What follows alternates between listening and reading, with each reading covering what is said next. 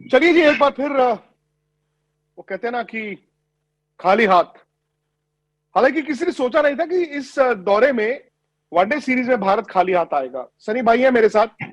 और सनी भाई, बड़ी निराशा होती है जब इस तरह की सीरीज, इस तरह का दौरा, टेस्ट मैच, वनडे मैचेस बिना लड़े हारना।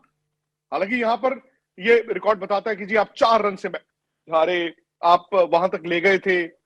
लेकिन अंत में तो ये लग रहा था, इंडिया कह रहा था बस यार हमने मैच जीतना नहीं है। नहीं, ये कहना सही नहीं होगा कि इंडिया मैच जीतना नहीं चाह रहा था। पर हाँ, दुख तो जरूर होता है, क्योंकि जब ये भारतीय टीम साउथ अफ्रीका आई थी तो उस वक्त ऐसा लग रहा था कि ये सबसे कमजोर साउथ अफ्रीका की टीम है। टेस्ट क्रिकेट की हो या वनडे क्रिकेट की हो, अ, उनके उनके सबसे फास्ट बॉलर नौकिया नहीं खेल रहे थे। उनकी बल्लेबाजी में अनुभव इतना नहीं था। तो ऐसा लग रहा था कि ये दौरा सबसे आसान दौरा बनेगा भारतीय टीम के लिए। और जिस तरह से पहले दिन की जो शुरुआत हुई, जहाँ पे हमने सेंचुरियन की पहले दिन पर 270 रन बनाए, तो वैसा लग रहा था कि हाँ, अभी पूरी तरह से डोमिनेट करेगी इंडिया ये श्रृंखला। पर हुआ नहीं। साउथ अफ्रीका ने अच्छी तरह से रिकवर किया, और जिस तरह से दबाव डाला, उसके बाद में जो दो पिचेस थी, वो पिचेस भी इतनी अच्छी थी नहीं बल्लेबाजी के लिए। और इसलिए वो टेस्ट श्रृंखला हम हार गए, क्योंकि हम ज्यादा रन नहीं बना पाए। अगर हमने एक पारी में भी 300 रन करते तो शायद ये दोनों मैचेस हम जीत जाते, पर दोनों पारियों में 200 250 पर हमारी टीम ऑल आउट हो गई। और वनडे में भी वैसा ही हुआ। बहुत अच्छी बल्लेबाज, बहुत अच्छी पिचेस पर हम खेल रहे थे। उल्टा हुआ। वनडे क्रिकेट के लिए जो बोलन पार की पिच थी, बहुत अच्छी थी, और उसमें हमें ज्यादा रन करने थे। हमें 300 350 अगर हम करते तो शायद वो मैचेस भी हम जीत जाते। सनी भाई, लेकिन अगर आप इन 3 मैचों को देखते हैं तो आप अगर एक सिंगल फैक्टर आप उठाएं कि यार इस हार में ना मुझे ये एक चीज सबसे बड़ी दिखी है, वो क्या होगी? देखिए, कभी कभी नसीब की भी जरूरत होती है, और वो शायद भारतीय टीम के पास नहीं था। क्योंकि अगर आप देखें तो कुछ ऐसी सिचुएशंस थी जहां पे साउथ अफ्रीका के साथ नसीब गया। और शायद ये भी हो सकता है कि साउथ अफ्रीका ने ज्यादा जिद दिखाई, ज्यादा दम दिखाया, और उसी की वजह से वो ये श्रृंखला 3-0 से जीत सके। पर एक रन आउट होता है कि एक जो कैच आउट होता है, कभी कभी गेंद ज्यादा घूमती है। वो सारी चीजें होती है जहां पे आगे पहली वाली गेंदें घूमी नहीं है। तो ये एक जो नसीब का खेल खेल होता है, तो वो शायद इस बार खेल साउथ अफ्रीका के हिस्से में था, और इसीलिए साउथ साउथ अफ्रीका जीती। सनी भाई, ये भी हकीकत है कि कभी कभी आपको कहते हैं ना कि किस्मत अपनी बनानी पड़ती है, ये फैक्ट है। जी। इस दौरे पर जी। और बड़ी टीमों की सनी भाई निशानी होती है कि 15 मिनट जब आते हैं क्रिटिकल, आप उन 15 मिनट को जीतते हैं। मैं जी। इस पूरी दौरे को या इस सीरीज में देख रहा हूं, वो 15 मिनट जब आते हैं, वो समहाउ इंडिया हार जाता है, हाथ पैर फूल जाते हैं। क्योंकि क्योंकि वो 15 मिनट को फिर वो आधे आधे घंटे तक ले जाते हैं, मतलब और ज्यादा मेहनत करनी पड़ती है। और इसी की वजह से तो फिर जो 15 मिनट का काम होना था, वो जब 30 और 45 मिनट का काम होता है तो और भी कठिन बन जाता है, और भी मेहनत लगानी पड़ती है। तो वैसा ही हुआ, जैसे कि आज भी हमने देखा कि आखिरी मैच में जो जिस तरह से मैच हमारी मुट्ठी में था, ऐसा लग रहा था कि मैच हम आसानी से जीत जाएंगे। हमने मैच को खो डाली, क्योंकि सब लोग जो जिनको रन बनाने थे, सेट हुए थे। एक विराट कोहली के अलावा, क्योंकि उनको एक अच्छी गेंद आ गई, वो गेंद रुक रुक गई, थोड़ी सी घूमी, बाहरी किनारा लग के वो आउट हुए। बाकी जी। के आप देखिए, विकेटें देखे, जहां पे कोई जरूरत नहीं वहां पे विकेटें उन्होंने खो डाली है। और इसी की वजह से वापस दबाव बाकी के जो अन्य बल्लेबाज जो आने वाले थे उन पर बढ़ गया है। सर भाई, आपको लगता है कि वनडे का जो टेम्पलेट है भारत के हाथ से निकल गया है? हालांकि वनडे क्रिकेट में आप दुनिया की टॉप टीम हुआ करते थे, बल्कि मुझे तो याद है कि आज से 10 12 15 साल पहले लोग कहते थे अरे यार इंडिया ना वनडे क्रिकेट के चक्कर में टेस्ट क्रिकेट को भूल जाएगा। टेस्ट क्रिकेट तो हमारे लिए इंपॉर्टेंट है, लेकिन अब दूसरा इंपॉर्टेंट हो गया है T20।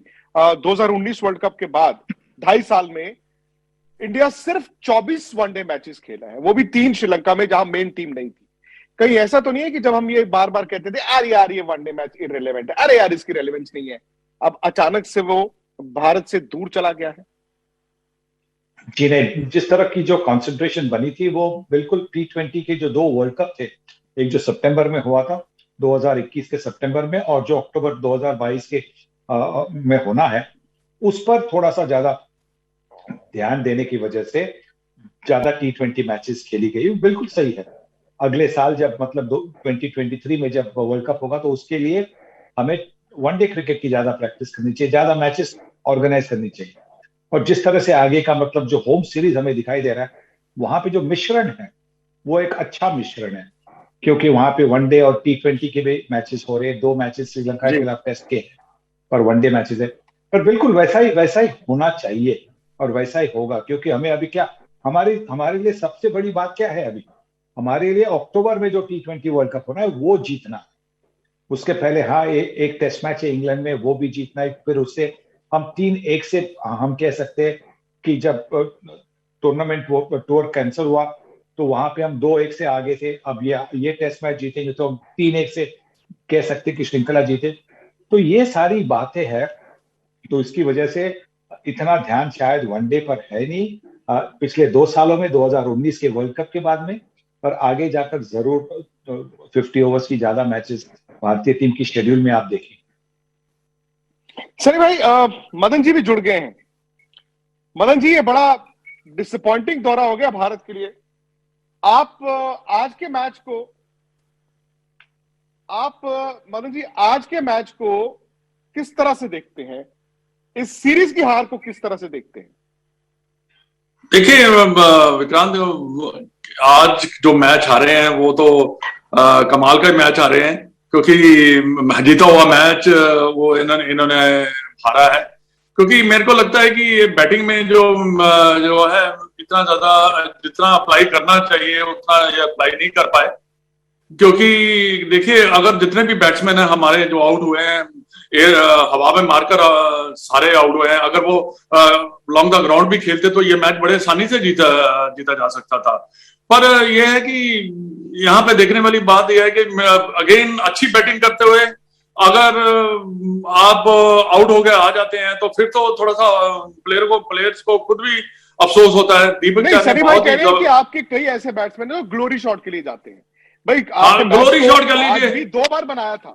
एक वक्त तब बनाया था जब श्रेयस अय्यर और सूर्य कुमार यादव खेल रहे थे। एक वक्त तब बन गया था जब बुमराह और दीपक चहर के बीच वो मिरेकुलस पार्टनरशिप हो गई थी। लेकिन दोनों को आप अगर देखें, दोनों स्टेजेस पर वो ग्लोरी शॉट के चक्कर में आउट हुए। हाँ बिल्कुल, देखिए ग्लोरी शॉट मार के ही आउट हुए हैं, क्योंकि नहीं तो आराम से ये मैच जीता जा सकता था। और बाकी भी देखिए, ये एक इंटरनेशनल मैचेस में थोड़ी सी अब बल्लेबाजों को अपनी रिस्पॉन्सिबिलिटी भी लेनी पड़ती है। ऐसे नहीं है कि आप आते ऐसे ऐसे कैजुअल अप्रोच से अगर आप जाएंगे तो हम ऐसे ही मैचेस हारेंगे, ऐसी सीरीज हारेंगे। आप पहला टेस्ट मैच छोड़ दिए, उसके बाद हमने इतना अच्छा क्रिकेट खेला ही नहीं है। और जीते हुए मैचेस हमने साउथ अफ्रीका को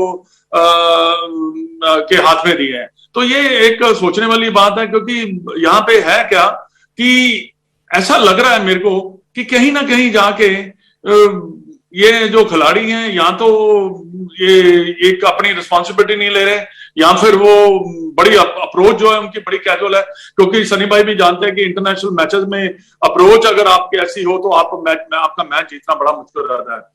और आज भी देख लीजिए, अपना आप किसकी बात करें, सबने ऐसे ही कैजुअल शॉट खेले। ऋषभ पंत ने भी कैजुअल शॉट खेले, उसके बाद उसने कीपिंग भी इतनी अच्छी नहीं की, क्योंकि एक जो कॉट बैंड छोड़ा उसके बाद 100-150 रन की पार्टनरशिप भी हुई। तो ये सब चीजों को गलतियां तो हुई हैं। अब गलतियों से आप कितना सीखते हैं ये देखने वाली बात। हमने सीखा ही नहीं है। दो वनडे इंटरनेशनल मैचेस जो हारे हैं, हमने इसमें कोई ऐसा सीखा नहीं है कि हम मैच को आगे ले जाएं और आराम से जीत जाएं। जी सनी भाई, राहुल द्रविड़ अचानक से focus of attention once again, because जब रवि शास्त्री गए, राहुल द्रविड़ आए, हम सबको लगा वाह यार, अब तो भाई हम पीछे जा ही नहीं सकते। लेकिन इस दौरे पर कई कमियां आपकी दिखी हैं, रणनीतियों में आपकी कमियां दिखी हैं, लीडरशिप में आपको कमियां दिखी। आप यहां से अब राहुल द्रविड़ को क्या गेयर बदलना है? देखिए, सबसे यह जरूरी होगा, और शायद अभी अभी अभी इस वक्त जब हम बात कर रहे हैं वो होता होगा कि राहुल द्रविड़ को एक टीम को आसपास बिठाकर उनको कुछ सुनाना होगा कि उनकी जिम्मेवारी क्या है, क्या अपेक्षाएं हैं।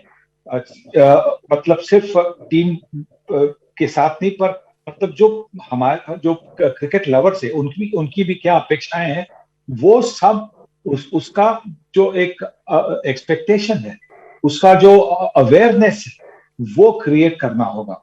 और जब वो क्रिएट करेंगे उसके बाद में हमें देखना होगा आगे जाकर कि क्या जो खिलाड़ी है जिनको उन्होंने ये बताया है उन्होंने उसको आजमाया है कि नहीं। अगर फिर उसके बाद में हम देखेंगे कि प्लेयर्स को कोई फिक्र नहीं है, कभी कभी ऐसा लगता है कि कोई शॉट जब हम देखते हैं किस तरह की हम फील्डिंग देखते हैं तो ऐसा लगता है कि प्लेयर को कोई फिक्र नहीं है, मैं नहीं खेलूंगा तो भी कुछ बात नहीं। अगर वैसा हो रहा है तो फिर आपको फिर कहना होगा उस प्लेयर को कि थैंक यू वेरी मच, अगर आपका अप्रोच हमारी टीम के जो इंटरेस्ट में है उससे अगर मिलता जुलता है नहीं तो यही अच्छा रहेगा, बेहतर होगा कि आप टीम के बाहर हो जाए। पर इसके पहले एक अच्छा बैठकर उनको ये बताना होगा। मैं ये भी चाहूंगा कि जब टीम की वापसी होगी या टीम की जो अगली मैच होगी वेस्ट इंडीज के खिलाफ जो मैच होगी उसके पहले टीम मतलब 8 दिन के लिए 6 दिन के लिए शायद वो अहमदाबाद में वो टीम मिलेगी। तो उस वक्त अगर हमारे जो बोर्ड के प्रेसिडेंट हैं सौरव गांगुली, वो और राहुल द्रविड़ तो एक दूसरे को बड़ी अच्छी तरह से जानते हैं, दोनों ने एक ही टेस्ट मैच में डेब्यू किया था 96 में। तो गांगुली और द्रविड़ अगर बैठकर टीम को बताएंगे कि भारतीय क्रिकेट प्रेमियों की क्या अपेक्षाएं हैं, भारतीय क्रिकेट आपसे क्या उम्मीदें रखता है और आपकी क्या जिम्मेवारी है, तो उसे मुझे लगता है कि बहुत फर्क पड़ेगा। नहीं, ये सही बात कही आपने सनी भाई, क्योंकि कहीं ना कहीं आपको ये भी मानना होगा कि बीसीसीआई वर्सेस विराट कह लीजिए या सौरव गांगुली वर्सेस विराट कह लीजिए, उसका भी असर दिख रहा है, उसका असर भी दिख रहा है। और कहीं ना कहीं वो आपके ड्रेसिंग रूम में वो कहते हैं ना हार का डर भी फैला देता है। बहुत बहुत शुक्रिया आपका सनी भाई, आपका। जी जी सनी भाई, कुछ आप बोल रहे थे, सॉरी। नहीं, बिल्कुल नहीं। देखिए, जो आप कह रहे हैं ये जो हुआ गांगुली और कोहली के बीच में, उससे बाकी लोग को क्या लेना देना है, उससे कोई नहीं फर्क नहीं पड़ा है। देखिए, भारतीय टीम से बेहतर साउथ अफ्रीका टीम खेली है, पर ये जो मीडिया में बातें आ रही थी उससे मुझे नहीं लगता कि कोई ज्यादा असर हुआ है टीम में। शायद एक जो आपने शायद अंडर एस्टिमेट किया हो साउथ अफ्रीका को कि साउथ अफ्रीका को हम आसानी से हरा देंगे, और वो नहीं हुआ। जब साउथ अफ्रीका ने रेजिस्ट किया तो आपके पास वो दूसरा प्लान नहीं था, दूसरा ऑप्शन नहीं था कि आप और भी दबाव डालें। तो शायद ये होगा, पर जैसा मैं कह रहा हूं सबसे बेहतर होगा कि गांगुली द्रविड़ टीम को 2-3 फरवरी को जब वेस्ट इंडीज के खिलाफ खेलना है उसके पहले टीम को बिठाकर, और जो सपोर्ट दूसरे बाकी भी जो फ्रिंज प्लेयर्स है अगर वो खाली होंगे, उनके वो मैचेस नहीं होते, उनको भी बुलाकर अगर वो कहेंगे तो फिर अच्छा रहेगा। चलिए, बहुत बहुत शुक्रिया आपका सनी भाई, और मदन जी आपका भी, आप लोगों का भी, तमाम लोगों का जो इस सीरीज में हमारे साथ जुड़े हैं। सोमवार शाम 7 बजे से एक बार फिर क्रिकेट अड्डा दफ्तर से होगा, आज तक के स्टूडियो से होगा। आप लोगों का बहुत बहुत शुक्रिया।